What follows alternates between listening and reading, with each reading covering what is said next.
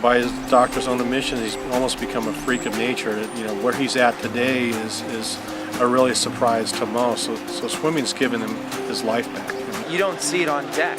You don't see anything that he struggles with on deck. You'd think he was a normal 15, 16-year-old guy. Period.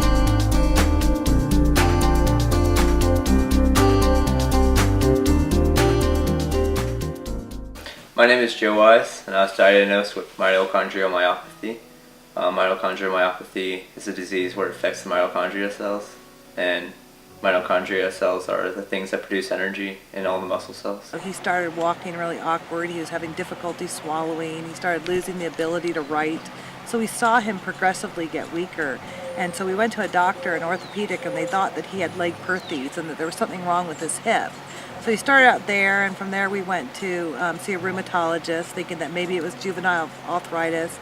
From there we went to another neurologist who said, I think we should test him for muscular dystrophy. When I got diagnosed, I was, really sad. I mean, I was really active. I used to play a lot of baseball and football. I used to be a really active kid, and then after I got diagnosed, I really couldn't be an active kid anymore. I had to really watch my body and watch what I was doing and watch what I was eating. When before I got diagnosed, I could just eat whatever I want and do whatever I want. And so I realized to just take control over myself and learn to adapt to living with it. It's always a shock. It's never a club that you intend to sign up for. That you're perfectly healthy, beautiful. The second and third grade son is now diagnosed with a life-threatening illness. So it really took a lot out of our family. And at the time of diagnosis, they told us that Joe wasn't going to make it till 15 and that this disease could be devastating. So a lot of things were running through our mind, and we felt a little helpless at the time. The individuals I see who have mitochondrial myopathy usually have problems with how well they can breathe. They usually need some kind of support to help them to breathe effectively. This is my ventilator, which I use for 1 hour during the day, and when I sleep at night, I put this mask on, and then I just turn it on. So.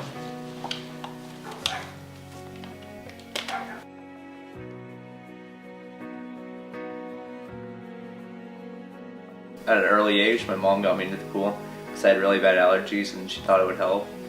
And then when I got diagnosed, the doctors told me it was the only sport I can do because I wasn't allowed to run because my legs were so weak. But I hated swimming. My mom would have to pull me out of the car to go to practice. And after I went to my first meet in 2004 at the Paralympics, or a Paralympic trial meet, I realized that I was actually pretty good at swimming, so I decided to stick with it, and then I fell in love with it.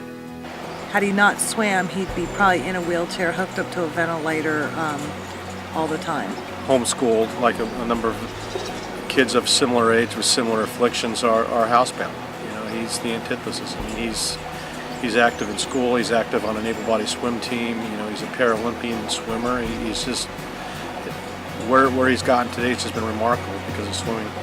One of the things that we did last year, and even when Joe came in as a freshman in high school, he's a sophomore now, last year he was a freshman, was change nothing. And that was one of the things that I wanted to make sure he knew he needed to do, is come in here as an able-bodied athlete with no preconceived notion about being special or having to do things different. I wanted him to do everything the same as everybody else, so he really got a feeling of, maybe this is the only place that he goes where he can be a normal person. And he's been able to handle everything since we've given it to him. And that's one of the most exciting things about Joe, is that he's making progress like normal 15-year-old. And that's the thing that excites me the most, is that Joe is living his life at the pool like everybody else.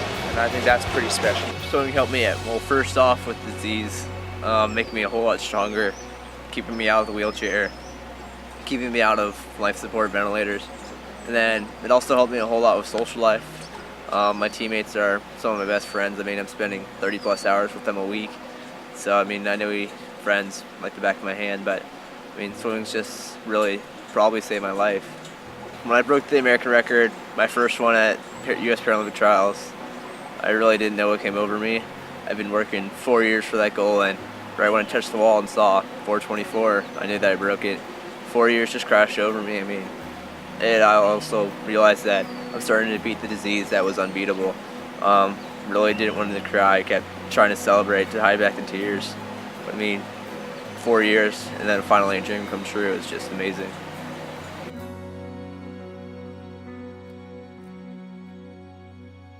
Four years previous to that, he decided he wanted to be on the Olympic team, and I was kind of pessimistic at best about being able to reach such a goal. But over the years, he put the time and the effort into making the team, and he did. My experience in Beijing was amazing. I mean, I'll never forget that experience. I will never forget marching in to a tunnel right before we head out to the bird's nest for opening ceremony, chanting USA, USA, thinking that we're the greatest country in the world. And I was lucky enough to be a member of the USA and be supporting them. But I mean, just swimming that water cube where Michael Phelps swam, where all the Olympians swam, staying in the same village, staying in the same building, eating in the same cafeteria. I mean, it was just a time of my life. I mean, I'll never forget it. I got to meet so many interesting people from other countries like Brazil and China, and it was just amazing. I mean, I really hope I could just go again to London. He was the youngest Paralympic swimmer at age 15, and made it to the finals and finished 5th. It was just an unbelievable experience to see him on his journey and see him realize one of his goals.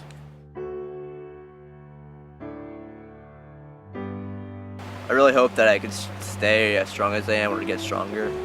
I want to go to a 4-year college, try to swim in college if I can, and try to make the 2012 London Games and 3 more events instead of just 1, and try to win some medals this time. Joe started a foundation to create awareness for the disease. He's done a number of fundraisers. It's given him a focus in life for high school and also for college. He's going to go back to Washington, D.C. and testify in front of Congress for his disease. So he really wants to be a spokesperson for this affliction, and it's really neat to see the energy, the commitment, and desire to do that. My foundation is called Joe's Dream. I do swim relay events where people come in and pay around $25 to swim, and all the money goes into the UMDF for research, which is the United Mitochondrial Disease Foundation. And so all the money goes there to research, because what they have found out through research is diabetes is linked to mitochondrial disease, Parkinson's, Alzheimer's, and so all that huge stuff is linked to mitochondrial disease. Also, every 30 minutes a child is born with mitochondrial disease, and so the number is really growing with mitochondrial disease. So all the money I raise from the swim meets and the Joe Stream events and speaking in front of Congress trying to get more money to research, so all the money I raise is all going to research to try to find the cure. Every week they're finding something new about this disease and how this disease affects so many other different diseases, and that through the research of looking at other diseases, it's going to help Joe. We believe that in the next probably 5 to 10 years, they're going to find a cure for this disease. People who are watching this video can help individuals in research by becoming more aware of the existence of mitochondrial myopathy, and because of that they can also use their time and their money to help organizations to provide research and support for patients and families with mitochondrial myopathy.